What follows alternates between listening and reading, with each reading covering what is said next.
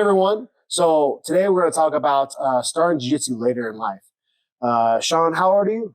I'm 35. 35. I am 38. I started martial arts, all my martial arts, and started competing and all that stuff at the age of 25. What age did you start at? I started at 32. Yeah. Okay, 32. So you started over 30. Mm-hmm. Okay. Mm-hmm. Yeah, we have people that start like super late in life, like in their 50s, 60s, 40s. Like we have a lot of different age groups that start. We tend to have a lot of people come in here when they're at older age and be like, I don't know if I feel like it's too late to start in life. I disagree. I think it's just, you have to maybe go at a slower pace when you first start, take your time. But at the end of the day, I really think you can start at any age. What do you think? I agree. I think pace has a lot to do with it. Right when I showed up first trial class, there were things that I knew I wasn't going to be able to do. I knew I wasn't going to be able to hit blast doubles. I knew I wasn't going to be able to judo throw people right off the bat. So I kind of just did what my body allowed me to do. And then, yeah, I think pace is key. Like you said, moving at a slower pace definitely helps. Definitely helps the body. So nice. Yeah. I think jiu-jitsu is like maybe one of the only martial arts you can be competitive at as an older age. It's like you're not going to see like too many like 6-year-olds wrestle hardcore, you know what I mean? But you'll see 6-year-olds do jiu-jitsu and actually compete in jiu-jitsu, So I think a lot of people give it a bad rap that it's only for like young athletes, jiu-jitsu or martial arts in period. And I think you can just do it at your own pace. Take your time, the whole idea of like crawl before you walk before you run, that kind of, idea, right? Do you think it's, sometimes I feel like the real issue is it's hard to prioritize stuff in life when you're older because you have a family, you have a job, you have all these things, right? So how do you prioritize, martial arts to like fit in your life? That's a great question. And a great topic right there. I think for me anyway, as the older I got, the more responsibilities I gained, more duties I have to do outside of work or more things I have to do outside of the family just to keep things together. The way I prioritize is I just try not to overload my life with everything possible. We only have so much time on this planet, right? And that being said, there's only so many things that we can do. So for me, it was just pick one thing and be good at it. So I've got my job, I've got my family, I've got my jiu-jitsu. And that's really what I focus on. So jiu-jitsu for you is in your top 3? Yeah, definitely. Yeah. I mean, you ask my wife, she's going to say it's probably more important to her, but no, it's a balance of things, right?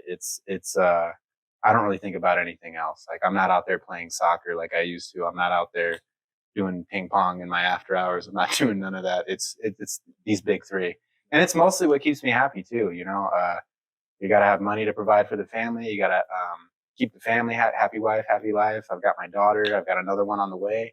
And I've got to be a leader for them too, for my second daughter coming in. So I've got to be a leader for the family, and jiu-jitsu and martial arts all fit in that aspect of my life. So it feels good. I see Sean a lot throughout the week. Like it's like, I know it's definitely in your top 3 just based on your, attendance, you know what I mean? And yeah, you come a lot, you know what I mean? But like, I think does it have to be in your top 3? I would say if you want to be a world champ, I would say yes, it has to be in your top 3. If you want to just get really good at it and like level up and rank up and eventually make it all the way to black belt, it has to at least be in your top 5. If it's not in your top 5 priorities, it's probably not going to work out. So if, like you said, you don't do anything else besides this now, right? You have your family, you have your job, you have this, right? And so some people are like, no, I have to go to bars on weekends. I have to go play video games on these days. I have to go do this. I have to go play airsoft. I have to go, I don't know what else. Some of the other things. Oh, I mean, play guitar. There's that guitar, too. Yeah, I mean, what else do other people do? Garden. They do gardening. CrossFit. Yeah. All these other things that you can fill up your time with. You have them as a higher priority sometimes over your fitness, like your physical fitness, like activity, like jiu-jitsu or lifting weights or whatever like that, right? So that's something you have to keep in mind. And if you're not too sure if you want to make this a priority in life, yeah, come try it out. Try it out for a month, and maybe it's not for you, right? And that's okay. But like, if you really want to make it to, the black belt level, or you really want to make it to the highest level you can competition wise, you got to have it in your top 3 or bare minimum top 5. Okay. Priorities. What kind of advice would you give someone that's trying to make it into their least, like trying to make this a part of their life? Like, what would you recommend them doing? Like, besides pacing, obviously we talked about that, but like if they have, like, how do they balance it? Balance specifically, or just balance it with their life, with their kids, their family, their job? How do they balance this activity? I would say just take it in small chunks to start. You don't want to overwhelm yourself with a giant schedule that you can't commit to.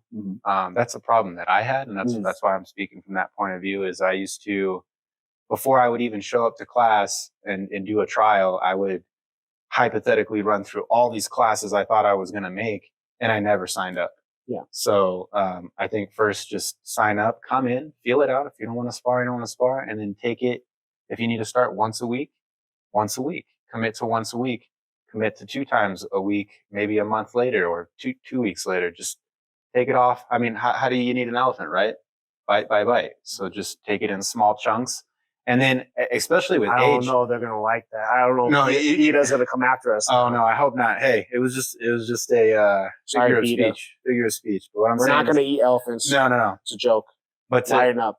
But to take something down much bigger than yourself, piece by piece, is key. I think, committing to small things, and then it allows, especially being 30 plus, I get sore quicker and I recover just a little bit longer. Not like I was in my 20s and just like spring back up. And I think it's important to let our bodies adjust in our older age to be able to handle that volume. And then eventually, if you've committed long enough, it's like breathing air. Honestly, it's not that bad. Nice. Yeah, I think another thing I always try to instill on you guys, especially the guys who are older, is like, hey, like, we have to develop a more like slower controlled style. As we get older, we're going to lose our athleticism. We're not going to be able to be so explosive and do all these crazy jumping things and run around and try to tackle people nonstop. Like, you have to like develop a more technical, tricky, slow, controlled style. So that's something to also think about. You know, if you keep getting hurt, you keep getting sore, maybe it's your style that's causing these things, and we have to kind of adjust our style as we get older. That's something that I've been doing for a long time. Like, my style's getting slower as time, as I get older, because I want to make sure I can do this in my 60s, in my 70s or whatever, because like, I want to make sure, because if I relying on a flying triangle as part of my main part of my game, me doing that in my 70s, that's not going to be a good idea. Yeah, exactly. I'm going to break my back for sure. Right. Yeah. And my hip and my everything. So, so that's something to think about too, like, adjusting your style. I think it's like important to like join a gym that has a good schedule. I think a lot of people like, join certain gyms because it's like, hey, I like the logo, or my friend says it's really good or whatever. I'm like, you should like really pick a gym that fits with your schedule, because if you could pick a gym that you can go 4 times a week, or instead of going to like the most, I guess, prestigious gym once a week, I would say going 4 times a week is going to make it better path for success. You know what I'm saying? So like, I'll join a gym that has a really nice schedule that fits your life good. That's location is good, like the schedule is good, the price is good. Like, those are some of the factors you should evolve and you should pick from. Does that make sense? Yeah, definitely. Yeah. I know you had an experience why you joined the gym. Did you want to tell them that? My experience, why I joined this gym? Yeah, why you joined? Because you've been training with me for how long now? Oh, 2.5 years. Yeah, something like that. Almost 3 in October. Yeah, 3 in October. And you're a blue belt. You're a coach. You teach kids class here, and you teach adult classes here as well. You also compete when you can. Like, you do a lot. You know what I mean? And so, and you have a job, and you have a family. Like, no excuses, bro. Right? You put in the time, you put in the effort, right? But like, what was your experience when you were picking gyms that made you want to pick our gym? Right away when I came through the door at 10th Planet, it was just a different vibe. I could tell this was a nice, chill place. There were good people here. Not saying that there's bad people at other gyms. That's not what I'm saying. I'm saying just there was more people like me, and I felt like the environment was a good environment, a cool environment, a relaxed environment.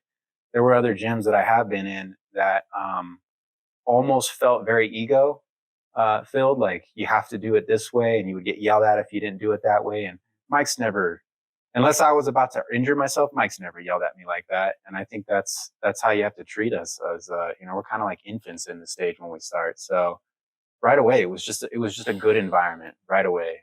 Everyone welcomed me. There were people that wanted to spar. I know they could have destroyed me that first day, but they used technique. And that's what I liked about it, was like, okay, I can trust these guys with my neck, my body. I know they're not going to kill me. I can be able to go back to work tomorrow and live a normal life. So yeah, you just like the vibe and you like the training room and how everyone was helpful and nice and stuff, right? Yeah, definitely. And just for the record, we still tear up the competition scene. So this stuff, don't think because we're nice, we're weak. Don't do that. And then, sorry, another thing to add is Mike is such a good coach. He's so observant. So yeah, many thanks to you, because I wouldn't be here. I wouldn't be doing any of this without you, Mike. So I do appreciate you very much. Mike's style was he's very observant, and he's noticing things that you don't even know about yourself, and he brings out the best in you. For a guy that was 32 starting, I didn't think I was going to compete. And here I am competing whenever I can now. So I think it's a lot to do with the coach too. Yeah. Thank you. Yep. Yeah. I think it's important to have a good coach that you respect and a good coach that you have to enjoy training. Like, I know we talked about this before, like passion is, my number one thing for success. But yeah, you want to like, oh man, I want to go there, and you want to keep coming and you want to keep having fun. I always tell people like, this is therapy, and it's important to like look at it like that. Just at the end of the day, you have to enjoy the training environment, the team. You have to like enjoy the grind. That's the truth of it. You either find a way or you find an excuse. That's the truth of it, right? Yeah. If you make it a priority in your life, it will be a priority in life. And I think it's a nice thing that you're doing for your family. Not only is going to give you like a better chance at potentially protecting them in a like self-defense scenario, but not only that, but like also you have skills to pass on to your kids. Yep. You know what I mean? His daughter is already starting to train, which is good. My son's already starting to train, and this is like skills that we can actually pass on to their kids. So, that's really cool. You know what I mean? That's something that's a little bit different, it's just something that you got to try it out. If you have to like not be so competitive about it. And I think that's probably my number one advice to new people don't have that all in mentality. Don't be like, I have to be hardcore or it doesn't mean anything to me. Don't be like, I have to beat everyone here or it doesn't mean anything to me. It's okay to come in here, just like focus on learning the skills that you're trying to teach you in here, have fun, get in shape, and just enjoy being a part of the gym, And I think if you can do that, you're going to be in this gym for the long run, or any gym in the long run, Any closing words for everyone that think about starting jiu-jitsu at an older age? I'd say sign up, take a chance. You only live once. Come try it out. And like Coach said, you don't got to be all out. Just come in and try it. See how it goes from there. Take some action. Yeah. Nice. Come give us a try. Yeah. And find any gym around town, try it out. Most gyms offer a free trial class, so give it a go. Man, just, like you said, you only live once, right? YOLO, right? So might as well give it a go because maybe it's a good fit for you. Mm-hmm. All right. A funny thing or anything else you want to say to the people before we get out of here? Let me see. So like as age comes, right, our responsibilities fill up and our time fills up. And if you really want to get good at jiu-jitsu, have you ever seen the movie City Slickers? Oh yeah. With, I forget his name, but you remember Curly, right? The cowboy? Yeah. And he says, if you want to, he's being asked, why did you get so good at this? Yeah. Why did you pick this? And he said, because you only got to pick one thing in life and be good at it. Nice. That's it. So if you can fit jujitsu into your life, come try us out. You never know. You might be the next Masters champion. Masters 5. Yeah. Yeah. Masters 10. Yeah. That's the cool thing about jiu-jitsu. You can compete super late in life. Yep. You don't have to compete if you don't want to, but if you want to, there's options. That's really cool.